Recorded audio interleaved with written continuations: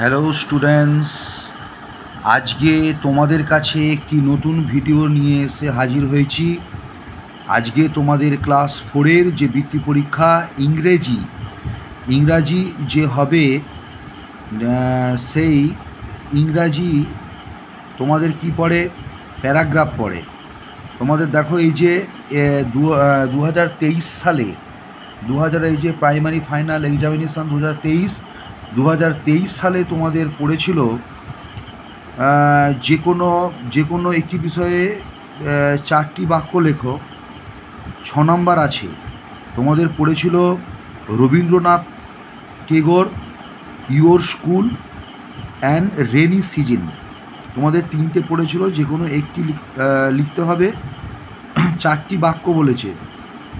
আচ্ছা, এখানে 6 নাম্বার আছে, কিন্তু তোমাদেরকে 4টি বাক্য লিখলে মানে হবে না, একটু যদি পারো একটু বেশি লিখলেই ভালো হবে।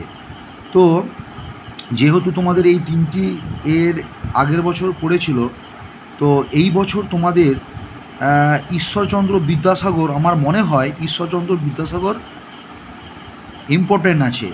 তো ঈশ্বরচন্দ্র বিদ্যাসাগর আজকে তোমাদের কাছে আমি ঈশ্বরচন্দ্র বিদ্যাসাগর সম্বন্ধে একটি প্যারাগ্রাফ সহজ সরল ভাষায়, একটু হয়তো বড় হবে, কিন্তু যদি তোমরা ভালো করে মুখস্থ করতে পারো এবং বুঝে ভালো করে মুখস্থ করতে পারো তাহলে নাম্বার পাবে। ঠিক আছে, আজকে আমরা আলোচনা করব ঈশ্বরচন্দ্র বিদ্যাসাগর সম্বন্ধে। আমরা ইংরাজিতে প্যারাগ্রাফ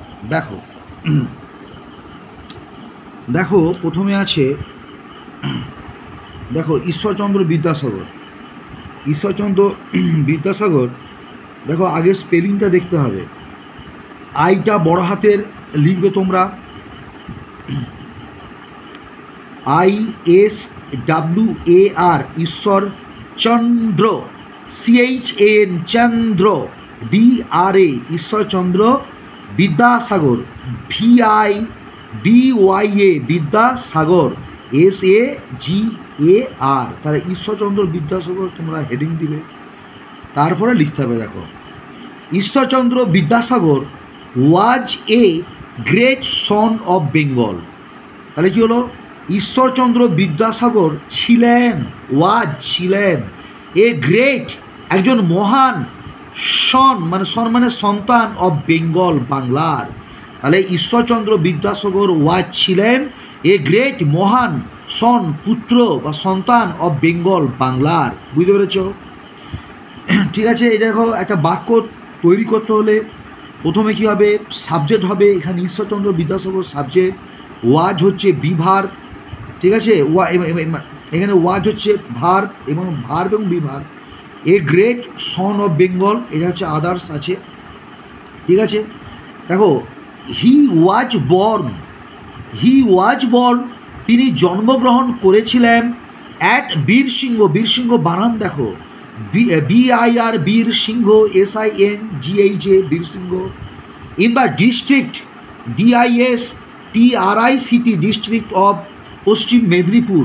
পশ্চিম মেদিনীপুর বানানটা ভালো করে লক্ষ্য করো। ইন 1820, যদিও বীরসিংহ গ্রামটা আগে আনডিভাইডেড কি মেদিনীপুর ছিল, অবিভক্ত মেদিনীপুরের মধ্যে বীরসিংহ ছিল, যেহেতু এখন বর্তমান সময়ে আমাদের এই অবিভক্ত মেদিনীপুরটি দুটি ভাগে ভাগ হয়েছে, একটা পশ্চিম মেদিনীপুর এবং পূর্ব মেদিনীপুর। এখন বীরসিংহ যে গ্রামটি এখন হচ্ছে পশ্চিম মেদিনীপুরের মধ্যে অবস্থিত। ওই জন্যে আমরা লিখেছি যে বীরসিংহ, অ্যাট বীরসিংহ ইন বা district of Paschim Medinipur in 1820। তাহলে হি ওয়াজ বর্ন, তিনি জন্মগ্রহণ করেছিলেন অ্যাট বীরসিংহ গ্রামে। ইন বা ডিস্ট্রিক্ট মানে হচ্ছে জেলাতে, কোন জেলার মধ্যে? Of Paschim Medinipur in 1820। সালটা কত? সালের আগে ইন বসে, সাল হচ্ছে 1820, 1820। হিজ ফাদার ওয়াজ, তার বাবা ছিলেন, তার বাবা কে ছিলেন না? ঠাকুরদাস বন্দ্যোপাধ্যায়। দেখো THKUR Thakurdas, DAS Thakurdas Bandyopadhyay, BANDYO Bandyopadhyay, PA BHYAY Bandyopadhyay. And mother কে ছিলেন? ভগবতী।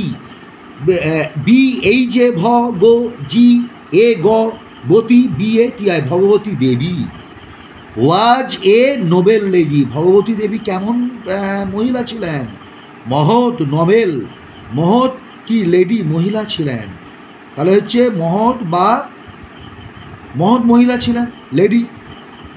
তাহলে এখানে দেখো নোবেল মানে মহৎ। এখানে দেখো তিনি এসেছিলেন, হি কেম অফ এ পুওর ফ্যামিলি। তাহলে হি কেম অফ এ পুওর ফ্যামিলি মানে এখানে হচ্ছে তিনি কি খুবই হচ্ছে দরিদ্র একটি পরিবার থেকে উঠে এসেছিলেন। হি কেম অফ এ পুওর ফ্যামিলি, তিনি খুব সম্ভ্রান্ত বংশীয় তিনি ছিলেন না, তিনি দরিদ্র ফ্যামিলি থেকে উঠে এসেছিলেন। উঠে এসে তিনি হচ্ছে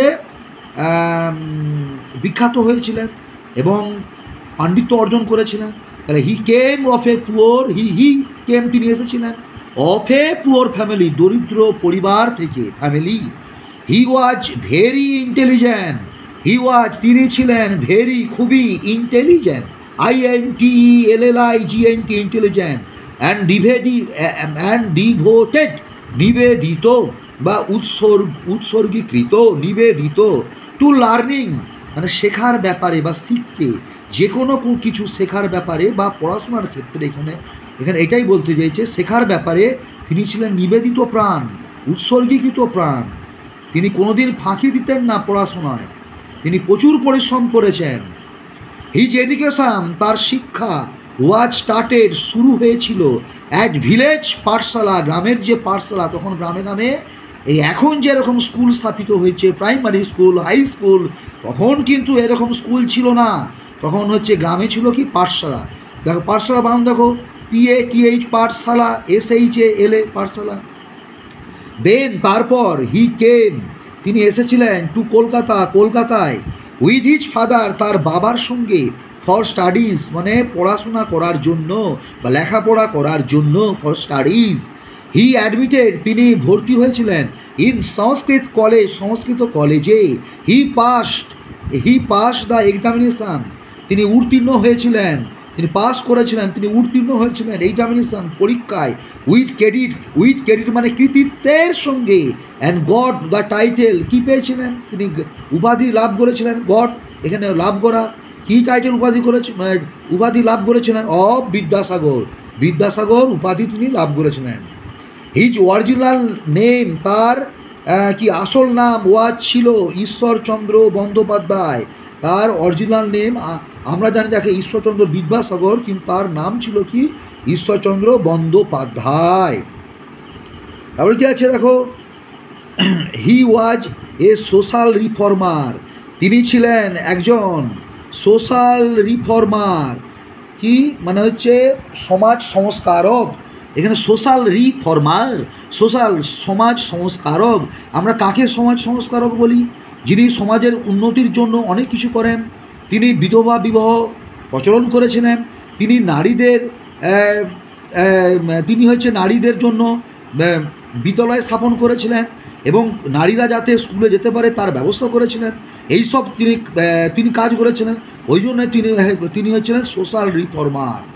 হি রোড তিনি লিখেছিলেন মেনি বুকস অনেক বই, তিনি অনেক বই লিখেছিলেন। তিনি লিখেছিলেন কি? বর্ণ পরিচয়, কথামালা, বোধোদয়। এখানে লিখিনি, এটা হচ্ছে অনেকটা বড় হয়ে যাবে বলে তোমরা ক্লাস 4-এ পড়ো, ওই জন্য আরও তোমরা বড় হও, তোমরা আরও লিখবে বা আরও শিখবে।